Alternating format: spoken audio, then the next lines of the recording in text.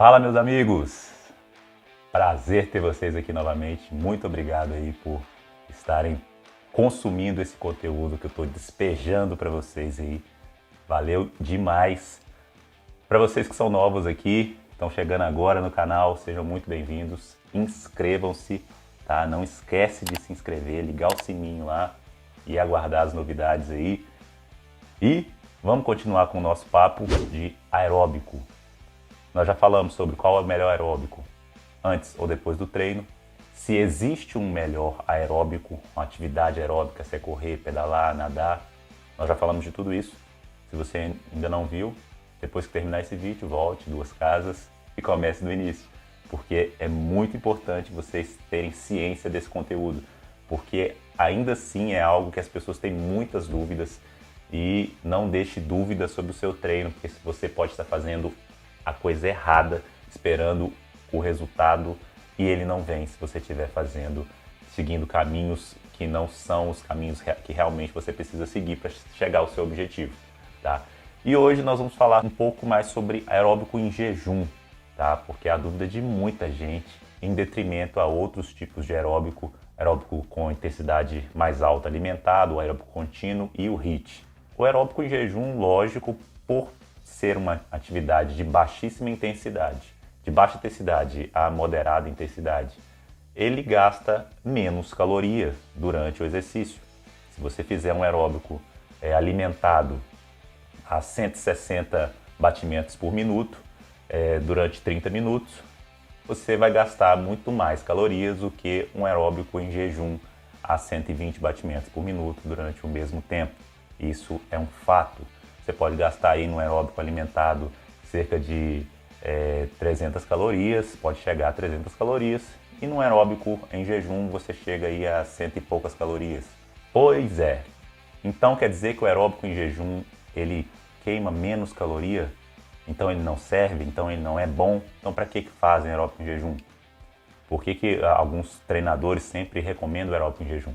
Tem estudos recentes que falam sobre esse assunto, que o aeróbico em jejum ele realmente tem um gasto calórico menor, mas por estar nesse estado, por ser uma aerobiose em jejum, o próprio organismo ele se adapta à atividade e durante o dia, após a atividade aeróbica em jejum, você vai ter um gasto calórico maior.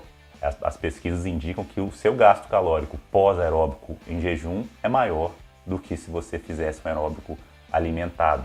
Então, nesse caso, as duas atividades, em jejum e alimentado, elas acabam se correspondendo, elas acabam se igualando. Então, não vai ter muita diferença, sim, em um aeróbico em jejum e um aeróbico alimentado. Então, quando eu posso inserir um aeróbico em jejum? Eu recomendo, tá, sempre para vocês fazer o aeróbico em jejum quando você tiver em uma dieta de baixíssima caloria, porque ele vai exigir que você gaste menos caloria durante o exercício, você vai estar em déficit, você vai estar... quem já fez dietas mais restritivas sabe que você fica indisposto, você fica mais cansado e isso é ruim porque você não consegue render. O aeróbico em jejum, então, dá para inserir nesse tipo de atividade. Já o aeróbico alimentado, você pode fazer quando você estiver com a caloria mais em cima, quando tiver níveis de caloria mais altos.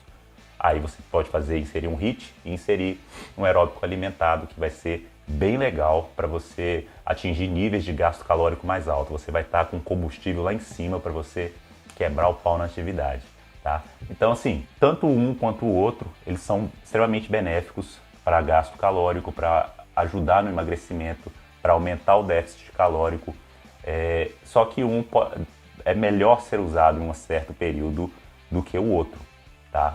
Ambos vão ter gasto calórico correspondente, tá? Tanto o aeróbico em jejum, quanto o HIIT, quanto o aeróbico alimentado contínuo, vão ter gasto calórico bem equivalente. O HIIT tem a questão do EPOC, que você vai consumir um pouco mais de energia pós-treino, por ser uma atividade de altíssima intensidade, mas ele, no final das contas, é bem correspondente. Pois bem, outra coisa que você tem que levar em consideração é o seguinte: você não vai passar um HIIT se você é um sujeito de 140 quilos que não faz atividade física, que você é um sujeito destreinado. Você não vai passar um HIIT com um sujeito de 144 quilos fazer uma corrida na esteira em altíssima intensidade, porque ele vai infartar, provavelmente. Então, escolha aeróbicos de acordo com o perfil do seu aluno ou de acordo com o seu perfil. Tá? Não vai fazendo qualquer aeróbico. Eu já falei isso no vídeo passado, tem o efeito manada, né? Todo mundo está correndo. Eu, um sujeito de 140 quilos, nunca corri, nunca fiz nada, mas todo mundo correndo, vamos correr também, porque é isso que emagrece, está todo mundo fazendo, então vamos. Não, tá? É o seu perfil. Se corrida encaixa no seu perfil, beleza, vai para a corrida, tá? Mas se você é um sujeito que não pode correr, não inventa de correr. Ah, eu tenho condromalácia grau 2, 3, 4, mas eu quero correr. Você até pode correr, mas não é o momento. Você precisa fortalecer, você precisa ganhar massa magra, você precisa ter um suporte para você poder correr. Aí quem sabe daqui a uns meses você pode sim começar a correr.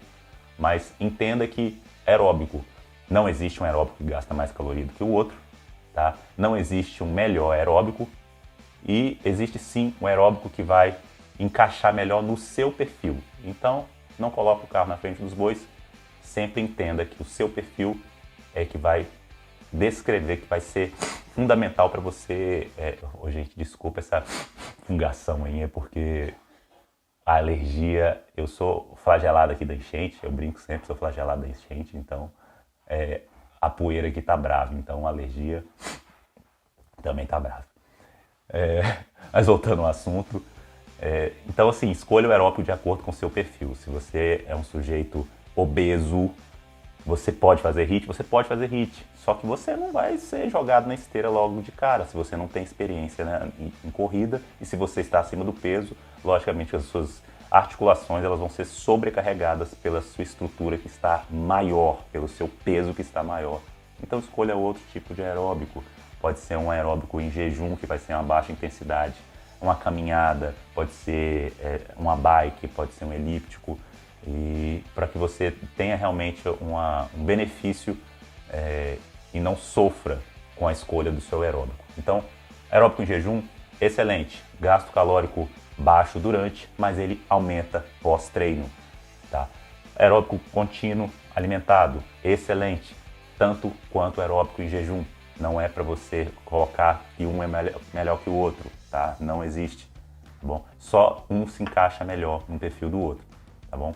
Então não é porque você está fazendo em jejum também, pessoal, isso é algo a se dizer, não é porque você está fazendo em jejum, então não consigo consumir alimentação nenhuma, então eu estou gastando mais caloria.